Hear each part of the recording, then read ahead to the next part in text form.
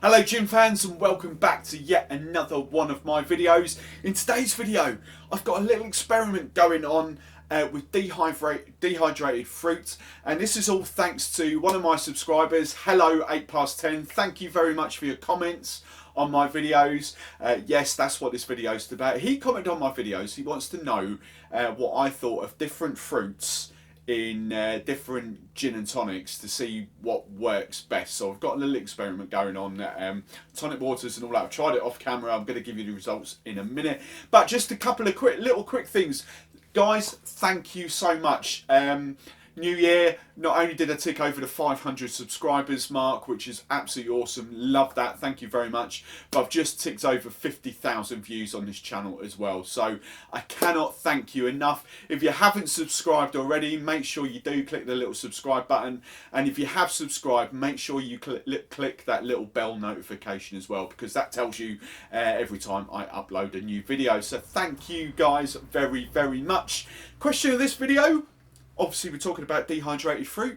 Have you got a favourite dehydrated fruit? That's my question of this video. Have you tried dehydrating them yourself? Have you bought them in? What's your favourite go-to? Now, 8 past 10, let's get into this kind of little experiment a bit. What I've done, I've got four, let's show you what I've done. So I've got 4 different sort of styles of gins going on. We've got Bloom, we've got Bulldog, we've got Roku, and I use my go-to sort of pink gin, Pinkster. We've done this. Now what I've done, I've matched them up, so I've got 4 of each, and I've used Franklin's and Sons tonics, because for me that's kind of the most, it's one of the tonic waters that works with a lot of gins. So I went with Franklin's and Sons, then I set up 16 glasses, kind of like that. And so we did Bloom with strawberry, with lime, with orange and lemon. We did Bulldog the same, and I wanted to see what the results were. I left them for a few minutes for the fruit to, for the flavour to come through, because with dehydrated fruit, it just takes a few minutes. Such a burst of flavour, because you kind of, I don't know what the word is, but you're kind of compacting that flavour right down when you dehydrate, as opposed to fresh. So I left it for a few minutes. Now the results for me were kind of a little bit surprising. I'll leave those there.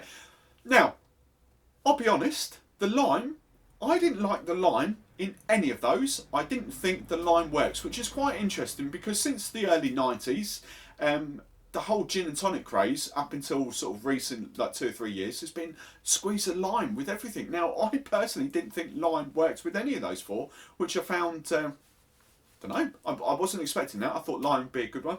For me, the other, where should we go for? So Bloom, I tried with this. Bloom for me was all about the strawberries. Loved the strawberries going on in there. You can see the sort of colours come out a little bit in there. Also orange worked very well. As I say, the lemon, the lime didn't. The lemon was all right, but I really preferred the strawberries. That was a great one for me. Bulldog and Roku, again. Classic sort of gins, different sort of styles, but classic, proper, nice, kind of quaffable gin and tonics there. For me, it was both lemon in both of those. Orange gave it a bit too much fruit. Strawberries kind of, yeah, it's not really what the gin's about. So for me, it was lemon all day long with those 2, dehydrated lemon. Absolutely fantastic. But a surprise for me was actually Pinkster. Now, as a pink gin, you would think, oh, berries, raspberries, strawberries, all that kind of thing. So I did try that with strawberries. But actually, for me, the go-to garnish was actually dehydrated orange. I really enjoyed that. So, yeah, little experiment to see how dehydrated fruits can really impact the taste of certain gin and tonics, and they really do. So, you know, that experiment could go on for forever. You could try it with different tonic waters, Fever Tree, Schweppes, Tesco's own, supermarket own. You could try it with whole loads of different gins. There's literally no stopping. But it kind of opened my eyes up a little bit, because we in the industry, lots of pubs and bars still do this, automatically go for the lime, when in actual fact, the lime didn't work with any of these 4. So I hope you really enjoyed that video. I hope that's got you thinking. I'm going to pop links in the show notes of where you can buy dehydrated fruit from. I buy mine in because I haven't got time to dehydrate it all, but you can do it yourself.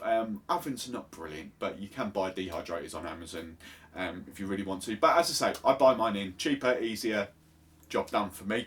So that's been this video. Make sure you hit that subscribe button. Make sure you hit that bell notification as well. And in the next video, I'm doing a little taste test and a review of Bloom Gin. It's been a while since I used it, but I cracked it over Christmas. Kind of forgot all about it really. But yeah, next up, Bloom.